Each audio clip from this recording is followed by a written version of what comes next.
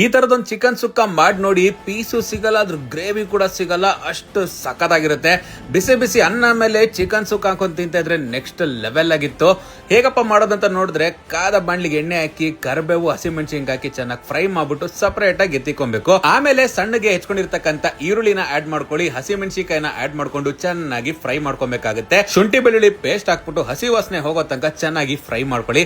ಆಮೇಲೆ ಒಂದ್ ಚಿಟಿಕೆ ಅರ್ಶನ ಹಾಕ್ಬಿಟ್ಟು ಅದನ್ನು ಕೂಡ ಫ್ರೈ ಮಾಡ್ಕೊಂಡ್ಮೇಲೆ ಚೆನ್ನಾಗಿ ಕ್ಲೀನ್ ಮಾಡಿರ್ತಕ್ಕಂಥ ಚಿಕನ್ ಪೀಸಸ್ ನ ಆಡ್ ಮಾಡ್ಕೊಂಡು ರುಚಿಗೆ ತಕ್ಕಷ್ಟು ಉಪ್ಪನ್ನ ಆಡ್ ಮಾಡಿದ್ಮೇಲೆ ಒಂದ್ಸರಿ ಕಲ್ಸ್ಬಿಟ್ಟು ಅದು ನೀರ್ ಬಿಟ್ಕೊಳ್ಳೋ ತನಕ ವೆಯ್ಟ್ ಮಾಡಿ. ಆಮೇಲೆ 1 ಕಪ್ ಮೊಸರನ್ನ ಆಡ್ ಮಾಡ್ಕೊಳ್ಳಿ. ಅದ್ರ ಜೊತೆಗೆ ಒಂದ್ ಸ್ವಲ್ಪ ನೀರು ಕೂಡ ಆಡ್ ಮಾಡ್ಕೊಂಡು ಚೆನ್ನಾಗಿ ಒಂದ್ 5 ನಿಮಿಷ ಕೊದಿಯೋದಕ್ಕೆ ಬಿಡಿ.